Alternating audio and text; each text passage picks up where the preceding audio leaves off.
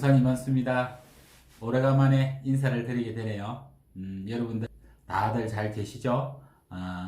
오늘은 요즘 엊그제 정부에서 발표된 수도권 주택 공급 기반 강화 방안, 이런 타이틀을 달고 발표가 되었는데, 지금 뭐 언론에 신문지상에 뜨겁게 달구고 있는 그런 내용입니다. 그 중에서도 가장 핫한 부분이 용산에 관련돼 있죠. 그래서 많은 분들이 관심을 가지고 있는 용산 정비창 부지 개발에 대한 그런 반응들, 그리고 제 생각을 간략하게 알려드리는 시간을 한번 가져보도록 하겠습니다. 엊그제 20년 5월 6일 발표가 되었는데, 이 발표를 보고 많은 분들이 저에게도 전화도 오고 이렇게 했습니다. 그래서 정말 용산에 대한 장밋빛 그림, 10년 전부터 이야기되고 있는 국제업무지구에 대한 그 희망에 부풀려 있던 분들은 정말 크게들 실망하셨다는 그런 우려의 목소리가 많이 들려오고, 그리고 또 어떤 방면에서는 이제 용산 개발이 시작된다는 그런 부분들, 그 부분들 때문에 그래도 지금부터 용산이 움직이고 있으니까 주변 부동산에 좀 더 긍정적인 영향을 미치지 않을까 하는 분들로 뭐 이게 양분이 되어 있는 것 같아요. 그래서 제 생각에는 결론적으로는 좀 더 긍정적인 면이 많지 않을까 그런 결론을 가지고 있는데, 그래서 간략하게 엊그제 발표된 주택 공급 강화 방안에 대한 그 내용들 간략하게 보고, 또 용산에 대한 부분에 대한 그런 내용들 그렇게 짧게 보는 시간을 가져보고, 다음 시간에는 제가 서울시의 재개발 재건축에 대한 모든 정보가 들어가 있는 사이트가 있습니다. 그게 서울시 클린업 시스템이라고 하는 사이트인데, 거기에 우리가 서울시의 모든 그 조합이라든지 추진이라든지 사업 시행 방향에 따라서 내용들이 다 되어 있어요. 거기에 대한 데이터를 제가 뭐 한 달 전부터 다른 분들의 도움을 받고 해서 데이터를 취합하고 정리하고 있는 중입니다. 그래서 어느 정도 가공이 되어 가고 있는 중인데, 그 내용을 살짝 여러분들에게 공개를 해보려고 합니다. 그래서 정부에서 추진하는 이런 재개발 공급 계획 방안들하고 기존에 우리 서울시에 있는 도심권의 주변에 있는 그런 공급 방안들이 충분히 여지가 있는데, 왜 재개발 재건축은 이렇게 왜 활기를 띠지 않을까, 또 그런 정책을 펴지 않을까, 그런 궁금증을 가지고 계신 분들이 많습니다. 그래서 이번 대책에서 발표된 대책에서 보면 이런 기존의 재개발 재건축이 진행이 미지근한 부분들, 여기에 정부와 공공기관이 개입을 해서 좀 더 속도를 빨리 하고, 또 여러 가지 유인책을 가지고 사업을 추진해 가겠다는 그런 내용들이 담겨 있습니다. 그래서 이런 부분들은 아주 긍정적이지 않을까 생각을 합니다. 그리고 그 효과가 얼마가 될지 뭐 어떻게 나올지는 모르겠지만은, 아직 지금 발표 단계니까 좀 더 두고 봐야 될 것 같기도 해요. 그래서 정부에서 이번에 발표된 내용을 보면 크게 큰 틀에 보면 이제 세 가지 그 테마를 가지고 있는데, 첫 번째는 이제 기존의 서울시 도심 내 공급 기반 강화를 해서 서울에 7만 호 추가로 공급하겠다는 이야기인데, 거기에 세부적인 내용을 들어가 보면 공공성 강화한 정비사업 활성화, 그런 부분하고, 또 유휴공간 정비 및 재활용, 그리고 도심 내 유휴부지 추가 확보, 이런 큰 세 개의 틀을 가지고 공급을 확대하겠다는 건데, 여기서 제가 공공성 강화한 정비사업 활성화 부분에 우리가 공공재개발 활성화 부분이 눈에 확 들어오더라고요. 그래서 공공재개발 활성화, 공공의 기관, 특히 LH나 SH공사가 사업에 적극적으로 참여해서 이런 사업의 지력 속도를 좀 더 빨리 하겠다, 그리고 인센티브를 많이 해서 좀 더 적극적으로 유도를 하겠다는 그런 내용인 것 같고, 그 다음에 뭐 예전부터 많이 나오고 있었죠. 소규모 정비 사업, 가로적 정비 사업이라든지 소규모 재건축 사업들, 뭐 이런 부분들이 예전 뭐 1, 2년부터 정부가 주도하는 사업 중에서 가장 힘을 실어주고 있는 그런 사업이라고 널리 잘 알려져 있습니다. 그리고 두 번째로 보면 유휴공간 정비 및 재활용, 그리고 여기에 내용, 세부 내용에 들어가면 중공업 지역 내 공장 이전 부지 활용이라든지 도심에 있는 오피스, 공실 등을 1인용 공공 임대로 용도 변경한다는 그런 내용도 담고 있는데, 중공업 지역에 대한 그 재개발 활성화 부분들은 꾸준히 나왔던 내용입니다. 그래서 여기에 대한 내용은 익히 다 알고 계실 것 같고, 얼마 전부터 뭐 이게 부동산 전문가들이라는 분들이 많이 이야기를 하고 계셨는데, 도심에 있는 오피스 공실 부분을 좀 더 활용할 수 있는 방법이 없을까? 그런 부분들이 이번 대책에 담긴 것 같아요. 그래서 이걸 과연 이제 제 생각에는 이 도심에 있는 오피스 공간을 매입을 해서 이런 1인 기업들, 이런 1인용 그 임대 공간을 만들어다든지 이렇게 하겠다는 건데, 과연 그게 어떻게 실효성이 있을지 조금 의문은 들지만은 그래도 뭐 좋은 방법인 것 같기도 해요. 그리고 세 번째가 도심 내 유휴부지 추가 확보, 국공유지 활용을 한 그런 부분들하고 코레일 부지 활용하는 부분들, 공공시설 복합화 부분들, 사유지 개발 공공기여 부분들 이렇게 나와 있는데, 여기에서 우리가 특히 주목하고 있는 부분들이 바로 코레일 부지 활용, 여기에 핵심이 바로 용산 정비청 부지인 것 같습니다. 기타 수도권 공급 계획 조기 이행, 이 부분은 이제 3기 신도시를 어떻게 빨리 사업을 진행해서 공급할 수 있는 그런 부분인지, 뭐 그걸 어떻게 하겠다는 그런 내용들이 담겨 있는 것 같아요.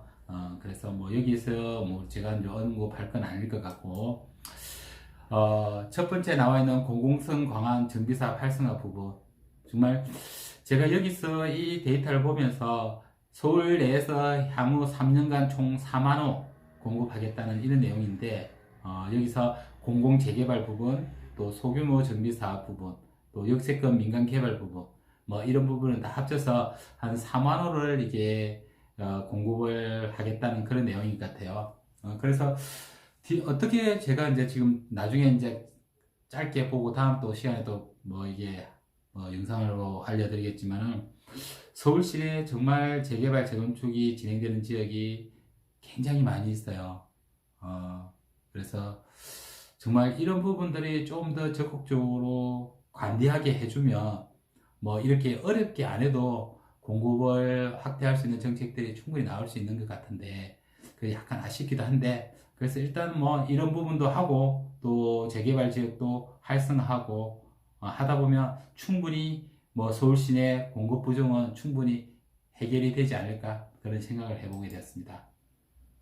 뭐 이 부분은 공공 재개발, 뭐 이 용어도 특별하게 이제 이번부터 공공 재개발이라는 개념이 뭐 이슈가 될 수도 있겠는데, 재개발의 내용에 보면 이제 사업 시행자 중에서 보통 재개발 재건축은 조합이 시행하잖아요. 우리 개인이 모여서 조합을 꾸려서 시행하는 건데, 뭐 이게 시행자 내용에 보면 지정개발자라든지 뭐 LH 서울시에서 공동으로 개발한다든지, 재개발 내용에는 시행자가 공공이 들어가 있습니다. 그런데 기존의 사업들은 이런 민간이 또 조합을 통해서 하는 사업이 대부분이었으니까 그렇게 됐는데, 지금부터는 이제 정부에서 이렇게 개입을 해서 또 재개발 사업을 추진하겠다고 하니까, 그 부분도 이제 이런 당근 정책들, 추가 부담금을 적게 보장을 해준다든지, 또 중도금을 또 좀 적게 낸다든지, 또 사업기간을 뭐 크게 10년에서 5년간 단축을 하겠다든지, 분양가 상한제에서 적용을 배제한다든지, 또 기부 체납을 완화한다든지, 여러 가지 인센티브를 제시를 하고 있습니다. 그래서 이 모든 것이 이 재개발 사업에 녹여 들어간다면 정말 사업도 빨리 진척되고 공급도 되고 너무 좋은 점이 많을 것 같아요. 그래서 유심히 두고 봐야 될 그런 사업인 것 같습니다. 유휴 공간 정비 재활용, 뭐 이렇게 중공업 지역이라든지 아까 말씀드린 중공업이라든지 공실이 되고 있는 그 재개발, 재활용을 해서 공실을 전환한다든지 또 다주택을 또 이렇게 활성화 인센티브를 준다든지 그런 내용들이 있습니다. 그래서 뭐 여기에 대한 그 상세한 부분들은 뭐 국토부 자료를 언제든지 다운받아서 할 수 있으니까 상세한 거는 한번 읽어보시는 것도 괜찮을 것 같아요. 여러분들 직접 뭐 이게 도심 내 유휴부지 이렇게 활성화 국공유지를 활용해서 이렇게 한다는 이런 이야기들은 계속 나오고 있었던 내용들이거든요. 그래서 한 번씩 좀 꼼꼼히 읽어보셔도 될 듯 합니다.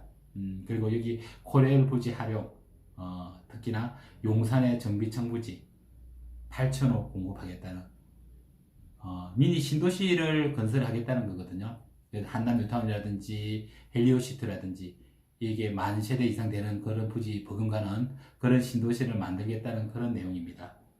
그래서 예전에는 이제 업무시설, 국제 업무지구, 뭐 전 세계적인 도시 중에서 중심에 용산도 포함시키겠다는 그런 희망찬 그런 그림들이 그려져 있었는데, 거기에서 그 그림에는 좀 더 대색되는 부분들이 있어서 아쉽긴 하지만은, 그래도 뭐 미니 신도시급 임대주택만 공급하는 게 아니고 8,000호 중에서 한 만 세대나 1,000세대 같은 경우는 오피스, 그리고 또 한 7,000세대 중에서 반 정도는 공공이나 이제 개입해서 하는 임대주택을 짓겠다는 거고, 뭐 분양 임대도 될 수 있고 또 순수한 임대주택도 될 수 있고, 그리고 뭐 3, 4천 세대는 이제 민간이 개입돼서 분양하는 그런 아파트를 공급하겠다는 거거든요.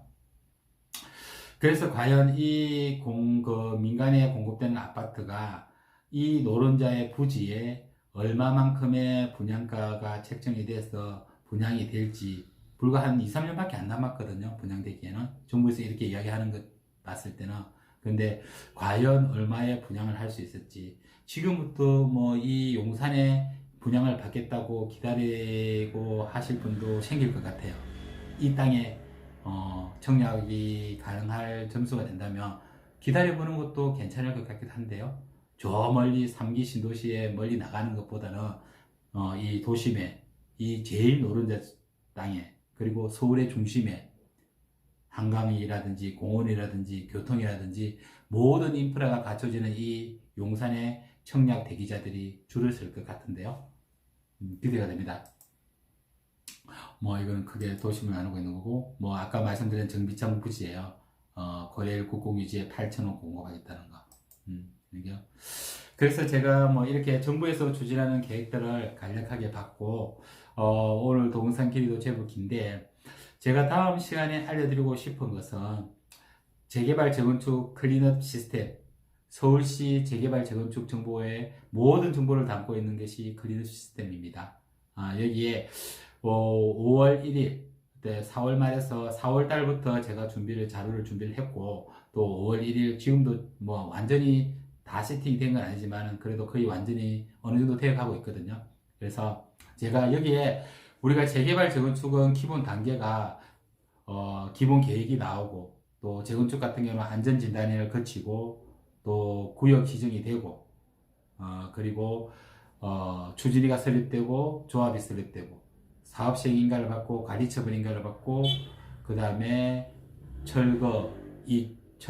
이주하고 철거하고, 또 그 사이에 또 분양도 하고, 그 다음에 완공이 되고, 그 다음에 이전 고시 등기도 하고, 조합이 또 해산하고, 이런 절차를 거치게 되거든요.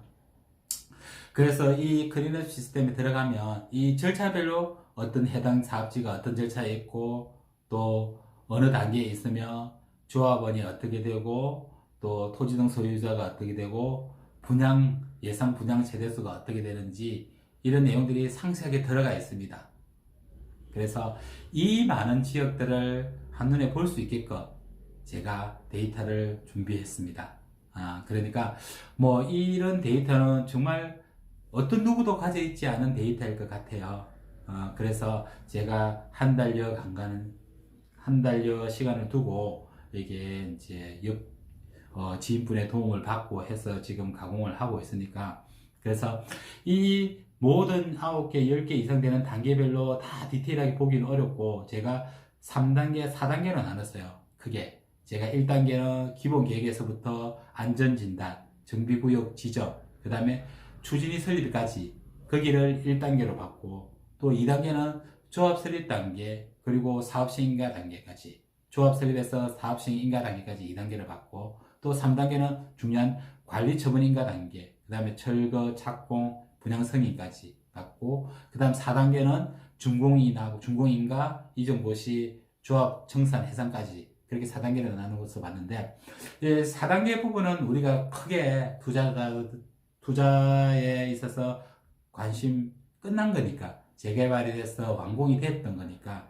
그래서 별 중점을 안 두게 되고, 제가 1단계, 2단계, 3단계로 나눠서 그 3단계 구역이 서울시에서 어떻게 되고, 또 거기에 토지동 소유자가 어느 정도 나와 있고, 또 앞으로 분양 예정 세대수가 어떻게 될 것이고, 거기에 대한 수치를 정확하게 제가 뽑아서 여러분들에게 알려드리겠습니다.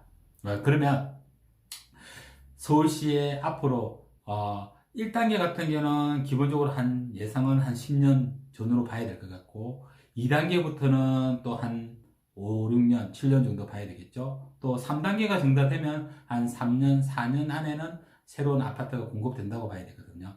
그래서 서울시에서 주장하는 이런 공급 정책하고, 여기에 대한 클린업 시스템에 나와 있는 현장의 실제 구역의 데이터하고 가지고 제가 앞으로 용산이라든지 서울에서 공급되는 건물량을 가지고 어떻게 우리가 예측을 하고 공급 대책을 가지고 가격이 어떻게 움직일 수 있는 건지를 한번 앞으로 몇 번에 걸쳐서 저와 함께 알아보는 시간을 갖도록 하겠습니다. 오늘은 앞부분에는 이제 이번에 발표된 공급 대책하고 또 앞으로 제 계획들하고 말씀드렸습니다. 아무쪼록 건강하시고 다음 동영상으로 또 인사드리도록 하겠습니다. 감사합니다.